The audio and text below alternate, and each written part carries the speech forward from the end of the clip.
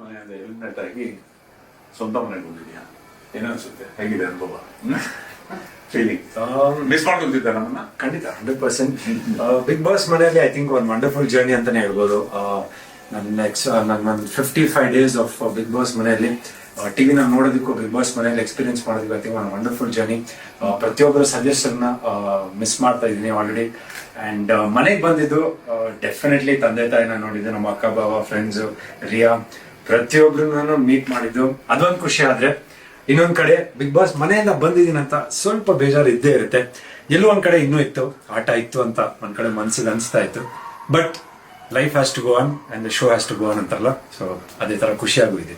Super. ಇದ್ದಷ್ಟು ದಿವಸ 55 ದಿವಸ ಬಹಳ ಚೆನ್ನಾಗಿ ಆಟ ಆಡಿದ್ಯಾ, ಎಲ್ಲರ ಮನಸ್ಸನ್ನು ಗೆದ್ದಿದ್ಯಾ, ಹೃದಯ ಗೆದ್ದಿದ್ಯಾ. ಡೋಂಟ್ ಬಾದರ್, ಇನ್ನು ವಿನ್ನರ್ ಅಂತಾನೆ ನಾವು ಅನ್ಕೊಂಡಿರೋದು. ನಿನಗೆ ಇನ್ಯಾವತ್ತು ಲೂಸರ್ ಅಲ್ಲ. And all the people love you, God bless, take care. ಅದೊಂದು ನನಗೆ ಖುಷಿ ಆಯ್ತು. ನಮ್ಮ ತಂದೆಯವ್ರು ಹೇಳಿದ ಒಂದು ಮಾತು, ಒಳಗಿದ್ದಾಗ ಒಂದು ಫೀಲಿಂಗ್ ಇತ್ತು, ಯಾವ ತರ ಆಚೆ ಕಡೆ ಯಾವ ತರ ರೆಸ್ಪಾನ್ಸ್ ಇರುತ್ತೆ, ಇಲ್ಲ ಏನ್ ಆಗ್ತಾ ಇರ್ಬೋದು, ಇಲ್ಲ ಕರೆಕ್ಟಾಗಿ ಆಡ್ತಾ ಇದೀನಾ, ಇಲ್ಲ ಎಲ್ಲೊಂದ್ ಕಡೆ ಮಾತು ಕಮ್ಮಿ ಆಯ್ತಾ, ಇಲ್ಲೊಂದ್ ಕಡೆ ಜೋರ್ ಆಯ್ತಾ, ಇಲ್ಲಾಂದ್ರೆ ತುಂಬಾ ಸಾಫ್ಟ್ ಆಗಿದ್ದೀನ ಅಂತ ಒಂದ್ ಕಡೆ ಅನಿಸ್ತಾ ಇತ್ತು.